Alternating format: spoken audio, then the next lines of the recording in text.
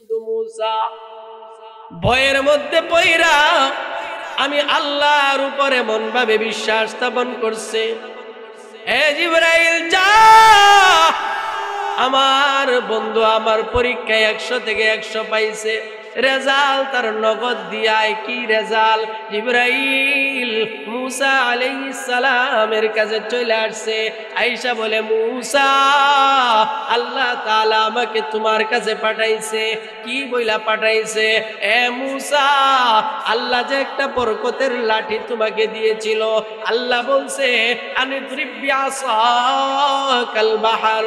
এ মুসা, তোমার লাঠিটা দিয়ে তুমি নদীতে আঘাত করো।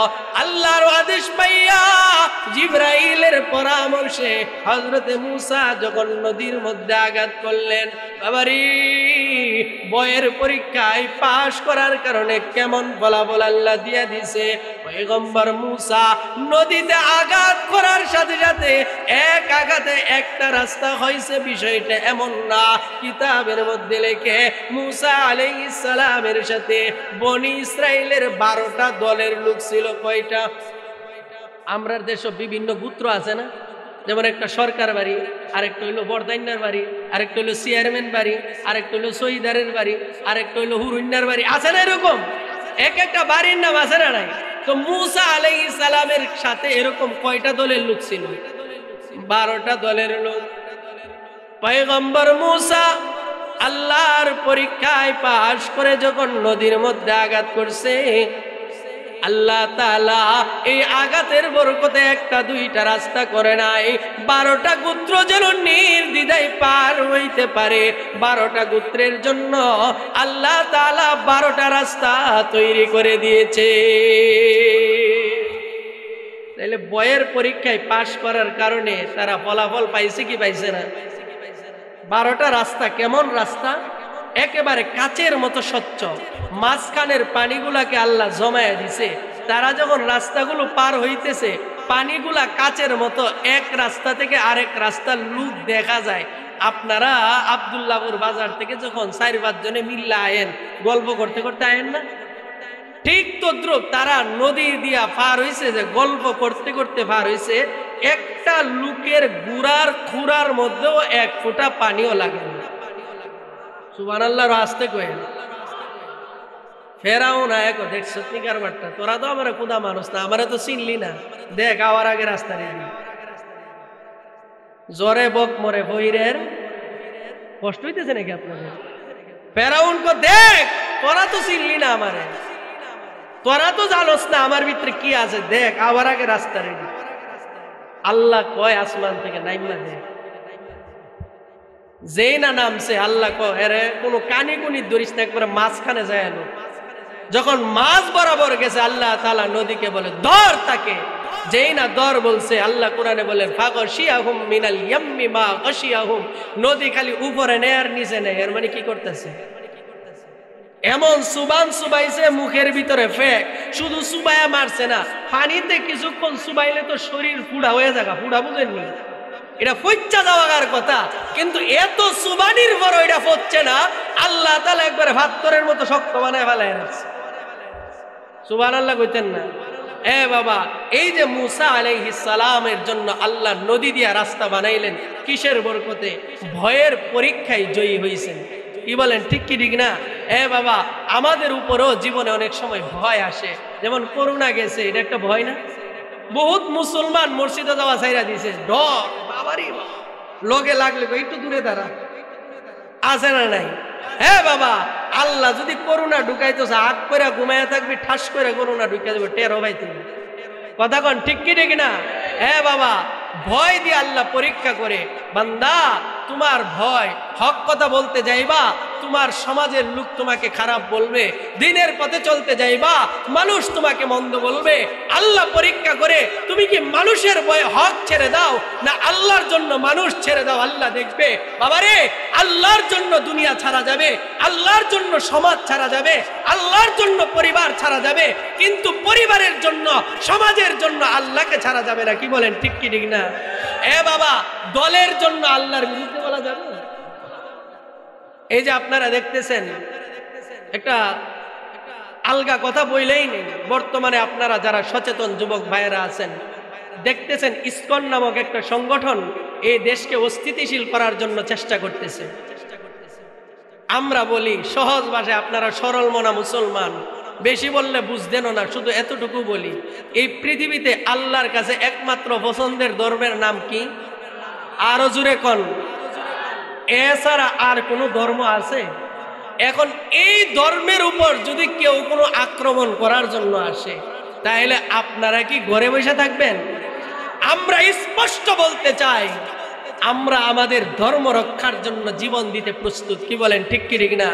হ্যাঁ বাবা, ইসকন কেন, পুরা পৃথিবী মিলে যদি আসে ইসলামের উপর আক্রমণ করার জন্য, জুয়ান বুঝি না, বুড়া বুঝি না, পাগল বুঝি না, ভালো বুঝি না, আলেম বুঝি না, জাহেল বুঝি না, নামাজি বুঝি না, বেনামাজি বুঝি না, দাড়িওয়ালা বুঝি না, দাড়ি ছাড়া বুঝি না, ইসলামের উপর যদি আক্রমণ করতে আসে, সাহাবীদের মতো 5 বছরের বাচ্চা পর্যন্ত জীবন দিয়া দিবে। কথা কোন ঠিক কিনা? আল্লাহর জন্য সব ছাড়া যায়, কোনো কিছুর জন্য আল্লাহকে ছাড়া। এজন্য ভয় পাইলে চলবে না যুবক। ইব্রাহিম যেমন পরীক্ষায় পাশ করছে, ফলাফল নগদ। মুসা পরীক্ষায় পাশ করছে, ফলাফল নগদ। আমরাও যদি কোনো ভয় আমাদের উপর আসে, তারা 200 কোটি, তারা 150 কোটি, অস্ত্র বেশি, যাই বেশি হোক না কেন, ভয় পাইলে চলবে না। আমরা তো মুসার অনুসারী, আমরা তো, আমাদের বাবা তো ইব্রাহিম, আমাদের বাবা তো আগুনে পইরেও ভয় পাইছে না। সুতরাং আমরাও কারোর রক্ত চোখ থেকে ভয় পাই না। কথা বলেন ঠিক কিনা? জীবন দিব, ইসলামের ব্যাপারে কারোর সাথে আপোষ করব না। আল্লাহ আমাদেরকে ঈমানের উপর মজবুত থাকার তৌফিক দেখ। জুড়ে বলেন আমিন। খালি ওয়াজের মাঠও কইেন না, একটু পরে গিয়ে ভয় পাইেন না। হ্যাঁ বাবা, আমরা মাঠে ময়দানে কথা বলি, আমরা জানি কত জাতের কথা আসে। বয়ানটা করে গেলে অনেকে এই জাতের কথা, ওই জাতের কথা, বহুত কথা বলে। আমরা বলি বলো, তোমার যা মন চা তা বলো, কিন্তু কোরআন হাদিস রিসার্চ করে যেটা সত্য পাইছি ওইটা বলবোই। পছন্দ হইলে তুমি গ্রহণ করবা, না হইলে না করবা। তবে যার শরীরে গা আছে, মলম দিলে একটু ফুরাইব। কথা কন ঠিক কি ঠিক না? আপনার এখানে কোনো গা নাই, সারাদিন মলম দিয়া মরাইলে যত পুরানি মলম হয়েও কোনো জ্বলবো। কিন্তু যার গা আছে, লাগা মাত্র ইস করে উঠবে। কথা কন ঠিক কি ঠিক না? দেখবেন কোরআনের পক্ষে কথা বলার কারণে, হাদিসের পক্ষে কথা বলার কারণে যার গা জ্বলবো, বুঝবেন এর ভিতরে গা আছে। আল্লাহ আমাদেরকে ইসলামের পক্ষে থাকার তৌফিক দেখ, বলি আমিন। তাইলে আল্লাহ যে বান্দাকে পরীক্ষা করবে, 1 নাম্বার বিষয় কি? ভয়। বলেন 1 নাম্বার বিষয় কি? 2 নাম্বার আরেকটা 2-3 মিনিটে বলেই শেষ করব, সময় দিবেন? 2 নাম্বার বিষয় যেটা দিয়ে আল্লাহ পরীক্ষা করবেন, ওয়ালজু। আল্লাহ বলেন পরীক্ষার 2 নাম্বার বিষয় হলো ক্ষুধা। আল্লাহ তাআলা ক্ষুধা দিয়া, অভাব দিয়া বান্দাকে পরীক্ষা করবেন। এ বাবা, কত মানুষ এমন আছে অনেক অভাবী, এরপরও কিস্তিতে টাকা উঠায় না, আছে না নাই? কত মানুষ এমন আছে রিক্সা চালায়, ভ্যান চালায়, অনেক কষ্ট করে চলে, হারাম খায় না, জীবনে কোনোদিন মানুষের কাজ চালাইলো ভাড়া দেয় না, আছে না নাই? জীবনে কোনোদিন অন্যের ক্ষতি করে না রে বাবা, কষ্ট করে চলে, অনেক অভাবের মধ্যে থাকে, এরপরও হারামের দিকে যায় না। আর কিছু বান্দা আছে কিস্তিতে টাকা তুললা বিল্ডিং বান্ধে, আছে না নাই? আবার এই বিল্ডিং বান্ধা 5 মোল্লা নিয়ে খতম করা, মনে করে 5 মোল্লা দিয়া খতম করে আল্লাহর বান্দা বিল্ডিং ফাঁক কইরা লাইব। বাবারে পায়খানা যদি সারাদিন দুন, ইনারতে শুকরা নাই বনি 7 ফলান দিলে পায়খানা যত খলাইবেন এটার দুর্গন্ধ আরো বাড়বো। কথা কোন ঠিক কিনা? কিস্তিতে টাকা, কিস্তি থেকে টাকা উঠে ঘর বাইন্দা 5 মোল্লা আর 10 মোল্লা না, সারা দুনিয়ার মূল্যায়ন যদি খতম করান, আমার আল্লাহর সেত আরো বাড়বো। কথা কোন ঠিক কিনা? এ বাবা, আমার আল্লাহ ক্ষুধা দিয়া পরীক্ষা করেন। বাবারে, তোমার ঘরে খাবারের অভাব নাই, এরপরও তুমি হারামের দিকে দৌড়াও, অথচ নবীর জিন্দেগির দিকে তাকাও। কেমন অসহায় ছিলেন আমার নবী। আমার নবী এত অসহায় হওয়ার পরেও তো হারাম খাইছেনি। আমার নবীর ফ্যামিলির ভিতরে কত অভাব ছিল একটু বলবো নি বাবারে। এমনিতেই তো ছোট সময় থেকে আমার নবীর জীবনটা ছিল বড় কষ্টের। ছোট্ট সময় বাবাকে হারাইছে, জন্মের আগেই তো বাবা চলে গেছে, জন্মের পরে নবী মাকে হারাইছে। এক মুরব্বী বয়ানের আগে গিয়া বলতেছে, হুজুর নবীর মা কেমনে মারা গেছে একটু কইবেন। বাবারে, কোন মুসলমানের অন্তর এই কথা শুনলে স্থির থাকে না। আমার আল্লাহ নবীর জীবনটাকে কত কষ্ট দ্বারা সাজাইছেন। জন্মের 6 মাস আগে কোন বর্ণনা মতে 2 মাস আগে নবীর বাবা চলে গেছে। মা নবীজিকে কষ্ট করে লালন পালন করছেন। বয়স যখন 6, আল্লাহর নবী বলে, মা কত বাচ্চা দেখি তার বাবারা মাঠের মধ্যে খেলতে নিয়ে যায়, আমার বাবা কই? আমার বাবা তো কোনোদিন আমাকে খেলতে নিয়ে যায় না। আমেনা ডাক দিয়ে বলে, মুহাম্মদ তোর বাবা তো দুনিয়াতে আসার আগে চলে গেছে। নবী ডাক দিয়ে বলে, মা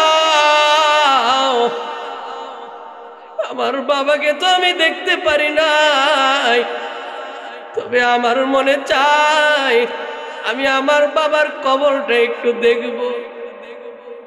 আল্লাহর নবী যখন বারবার পিরাপিরি করে আমেনা নবীজিকে নিয়ে আর দাসী সুয়াইবাকে নিয়ে নবীর বাবার কবর জিয়ারতের জন্য রওনা দিছে। আল্লাহ